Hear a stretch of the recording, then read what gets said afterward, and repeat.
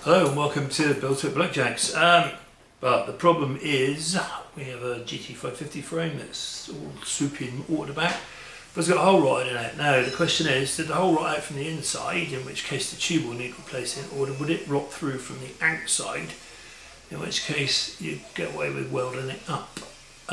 Basically, if it's rotted from the inside, you've got an idea of the extent of the corrosion. So it could be the whole bottom of the tube, front and rear, whatever. So at that point you need to cut it out and start looking to see what's going on. If it's rotted from the outside, it might well be, because that's where the battery drain goes, then the dimple is going in that way. So you clean it out to where it's chippily thin, fill it in with weld, shape it back, exactly the same as you do with a plug weld, and it should be golden. So the question is, how do we do that? Well, the answer is, we've got an endoscope. So let's see if we can get that down now, shall we? Whoa, yeah, that's really good framing. Right, I don't know what you can see there. So, can you see that? There's the hole there.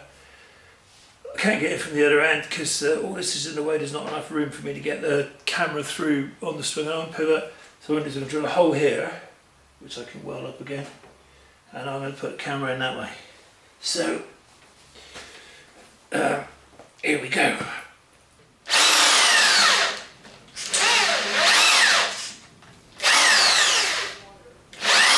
Ow!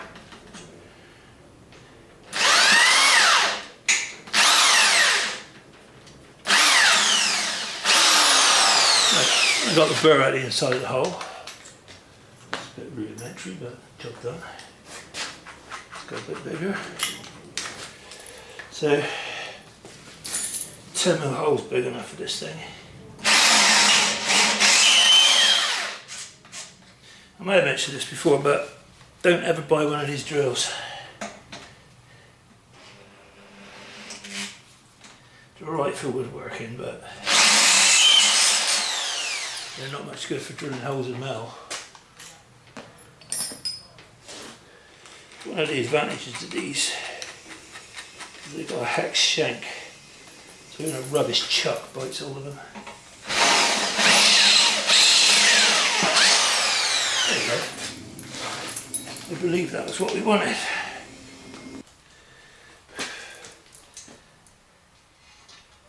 There we go. Let's get that up in there. Right. Sits down. Probably fun there's not a battery in the phone to record it now. Oh dear.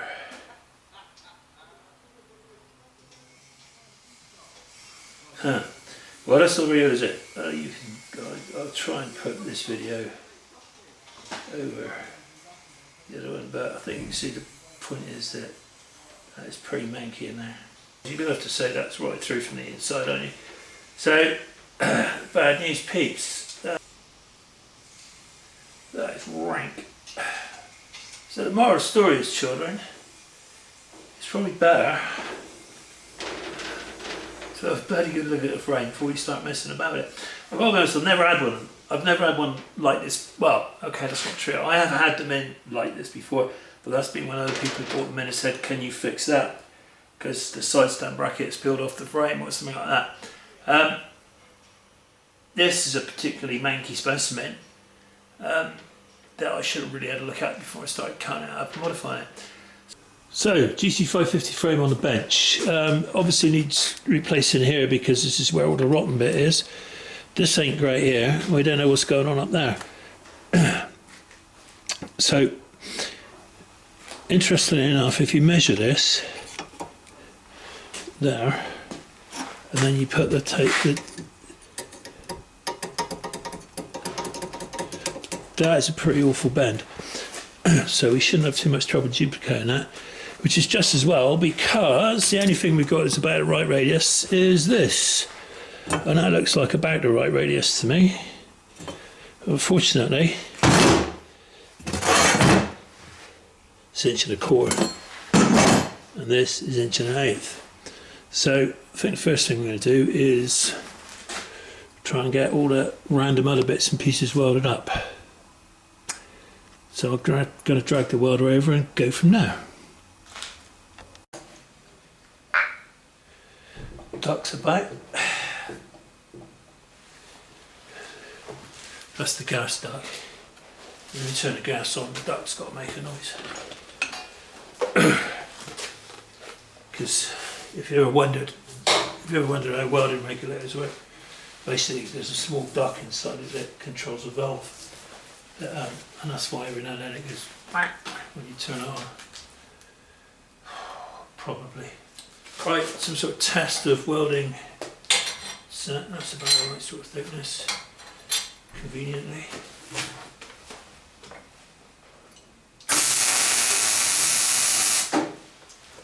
Okay. As if by magic. Right. Start welding stuff up, I suppose.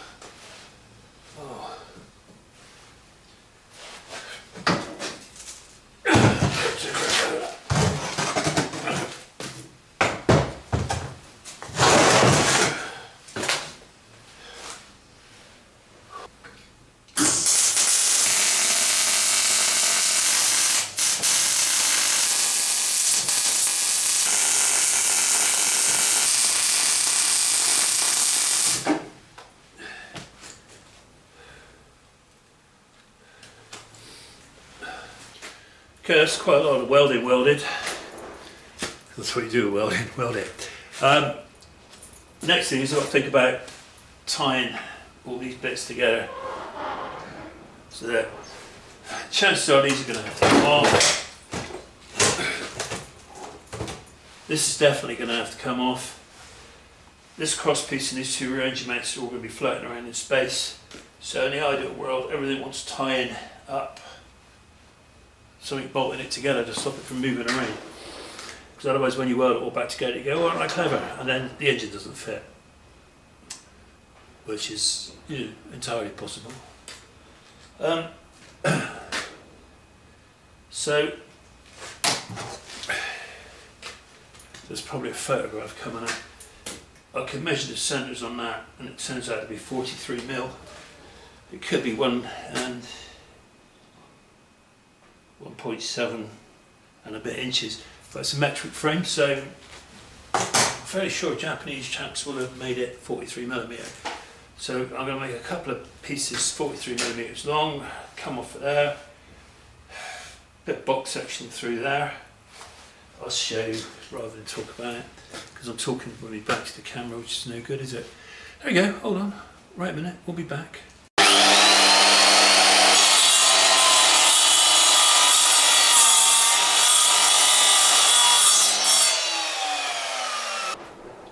I think I'm out of M8 threaded bar, which is going to make life tricky. So, on now, because the bolt's too long and I don't want to cut the bolt down because I've got to buy them. If your mate's stealing yours to work, then feel free to cut it down.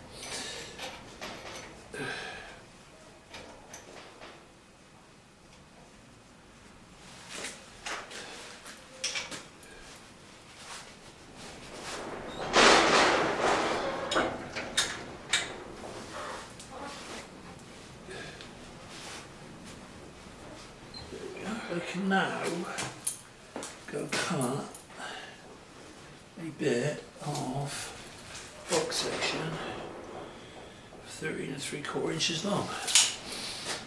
That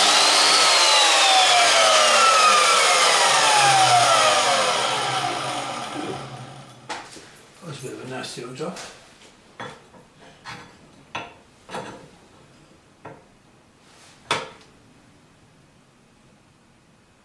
Well, there you go.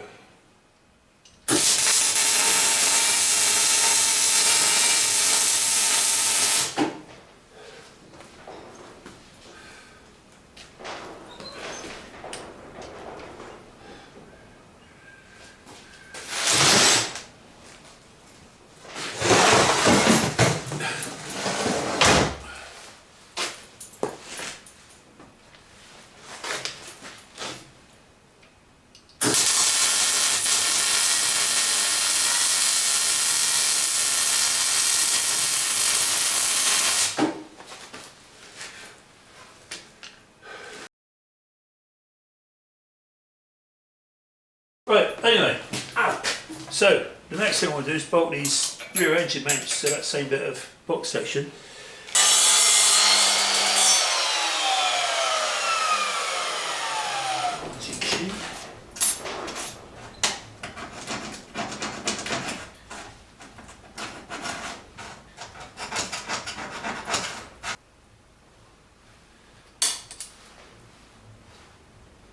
I did imagine it twice in a row though. Sometimes I'm talking to myself, I'm not talking to you chaps out there. That's close enough. Right, back over to the drill then. Right, this former is about the right radius, but it's too rattly. It's for 1.25" and that's 1.8". An 1.8" is a bit of an odd size former. Now, I'm not going to want any more than a 90-degree bend, so I want some sort of packing to go in there to stop that from spreading too much, making it even worse than this. So, this is 1.5 mil. 1.5 mils in the U shape is 3 mil. So 3 mil is nearly 1/8. 1.8" plus 3 mil all round is very nearly 1.25". So it should all make it fit in there. So if I put the thing on there, former, and run it up to something like where 90 degrees is, and that's that bit solved.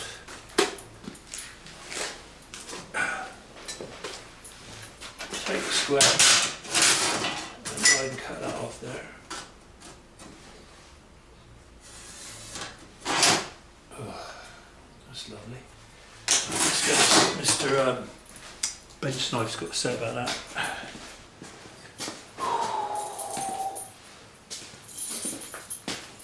So that's approximately it.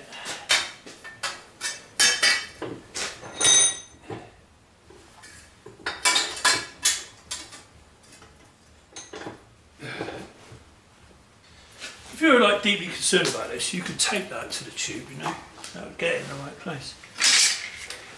But you can tell by the absence of tape that I don't have any particular deep concern about it. Oh dear.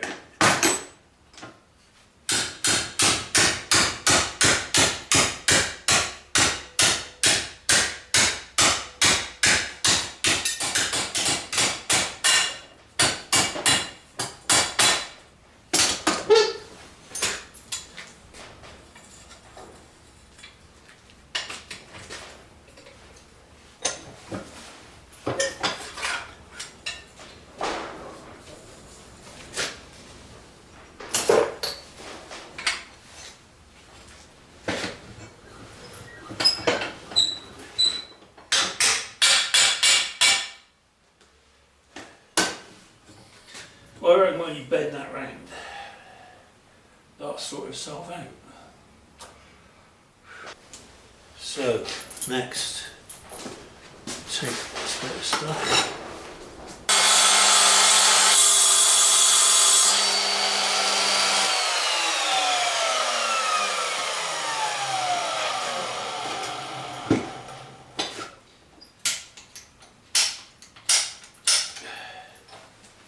Oh.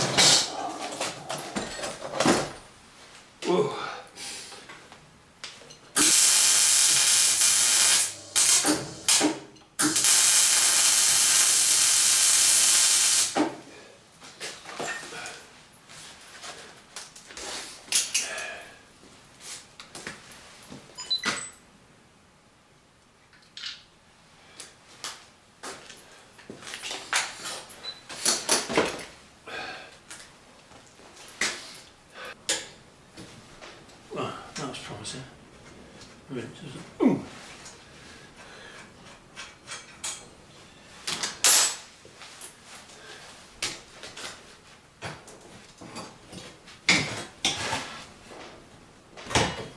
Like butter. That came out.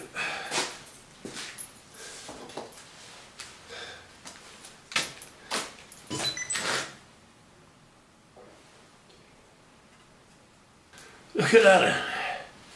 So anyway, one big ugly lump of metal. Not sure what to do now. Go home, that's what you really ought to do. Yeah. Don't be throwing that around because it's slightly more fragile than you might imagine. But it does mean these points aren't going to move because this is a triangle and it's attached to the backbone. So that is going to get us our relationship to the footrests, which at least one of which has got to come off. I'll check that this rear tube and the rear mounts haven't moved. And then those 2 holes there give me somewhere to drill through if I need to come up this far to put these tubes back in for the front upper engine mount. And if I've got to do the other side, the same applies. I've got the position for this and the position for that. So there we go.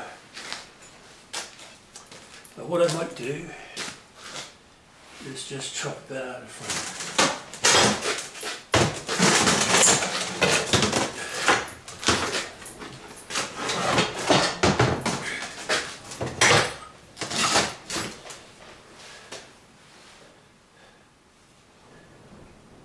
Nasty, this bugger. I'm going to do a hacksaw. I don't want to do a hacksaw.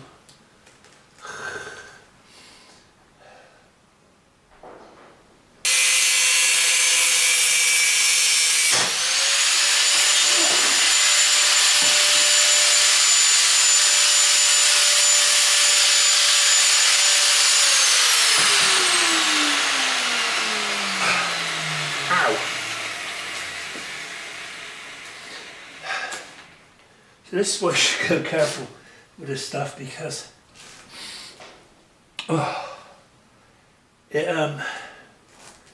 there's tension in the frame, which was the whole point of making the jig.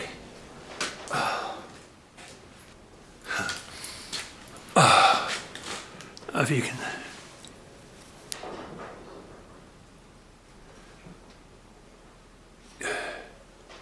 see that.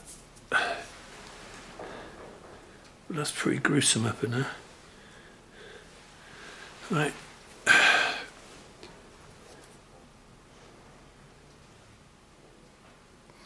That is what's in the bottom of it.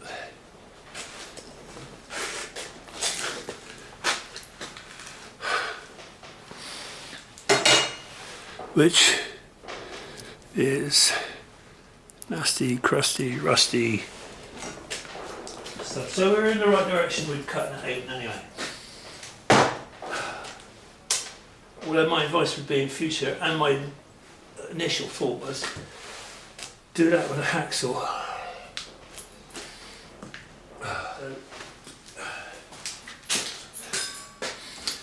I think we'll go away now. We'll come back another day and see if we can make some more progress with it. Because I'm going to start bending tubes now. Right, another day, another dollar, another drop of rain. Get the bender set up to do the bending for the bottom rail for this GT550. So if we turn the camera around, there's the inch of the core aluminium former. This is a piece of 16 gauge, 1.5 mil, 16th of an inch. Still bent to go around the tube, which is inch and 8. 16th on each side makes that inch of the core. Should fit in now. Job done, money due. All be lovely. Got to get the bender set up. What I'm going to do is put this bend in first, because I will go and find the tube, the angle finder, and get a rough idea of the angle. But I'm going to overbend it, I think, because looking at the side there, it doesn't look like it goes straight before it meets the swing arm pivot area. So I'm going to go get on with that. Right, you can't see it, but the bender's set up there. Got this, and a good estimate of what the angle actually is. It's that important because it's got to go in there. Randomly put it on there, and it gives me something like 10 inches after the bend. So, next trick is move over to the bender and see if we can bend this tube. You want at least 10 inches sticking out from where it's going to start to bend. So it's going to start to bend in line with the pin now. So in an ideal, we're basically going to shove it out to the end of this. There. That's done that. And we also need to know where some reference point for where the bend is. So I'm going to put a mark at the edge of the former. I'll get the camera off the thing to show. And this is not for this bend, this is for the next bends that we get involved with. So, Sharpie mark there. Now the actual bend is going to start in line with that across there. So it'll be something like 1 inch off. And then we want a bit of a lead on this, a bit more than usual because we don't have a guide to do this. So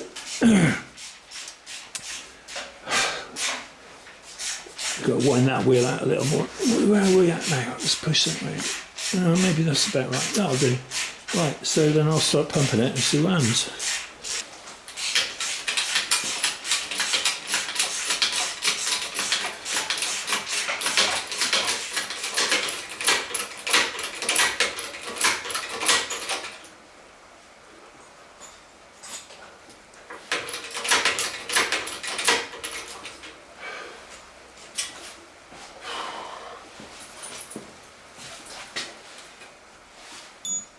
Let's go further than that.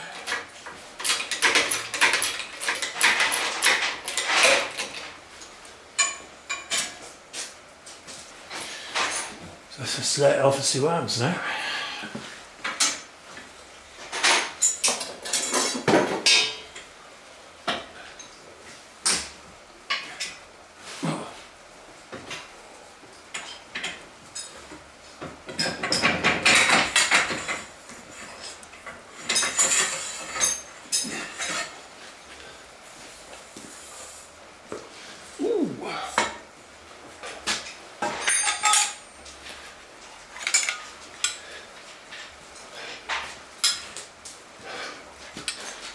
So you can see it starts turning that into a guide, but ooh, nasty kink, horribly flat. So the moral of that story is we need to order the pressure on the bend. So I'm going to have an examine of that and see what we can do about it. So having brutalised all that into something like the right sort of shape, and then take a bit of the tube and wang that down in there, and it all sort of fits in. So that is back to something like the right angle. You can't really see that from there. Now let me go and put this back on the stilts. Or tripod as some people refer to it. So set up, it's got to go there, this needs cutting off. And that'll go down there, and we can see it brings it down there. Then we can work out where this bend needs to come from there. And that is something like it. Right, so trim the bend off there, it's something like right. You can rotate it like this in the thing. So what I've had to do is put a straight edge against the inside of that, about where it sits there. Make sure that meets up with the inside edge of this, and that tells me that that's pointing in something like the right direction there. So my 280mm from there, 280mm from here. There's my bend line. Then I just got to worry about getting the rotation with it in the bender, because that's where you bend things. Okay, so bit tube's bent, holes are all drilled, the sleeves lined up. Just got to tack it both ends. There's another one right there. Hold it in place. And then, I'm not going to film this because I don't have that kind of equipment. Basically, weld the rosette up next. So basically you start by firing up the weld in the middle of the hole, and then you just work it round in a circle out to the edge until you filled it in and leave it slightly proud and hopefully completely filled in. So I'm going to go on and do that.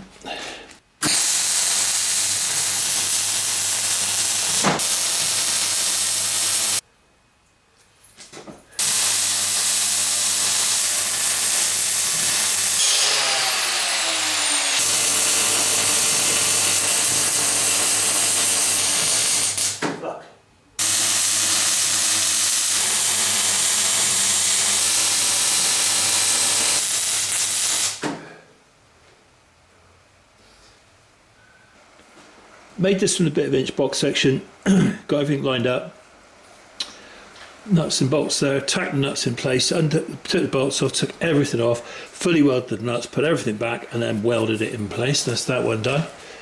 This one here, transfer marked it with the 8mm to match here.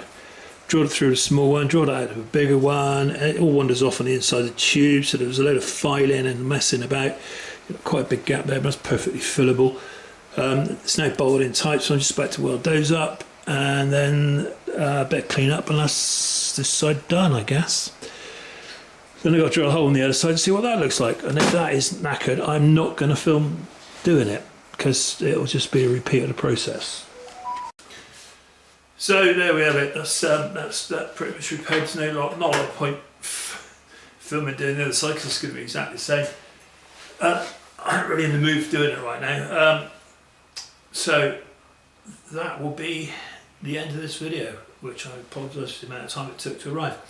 Take care of yourselves. See you in the next one.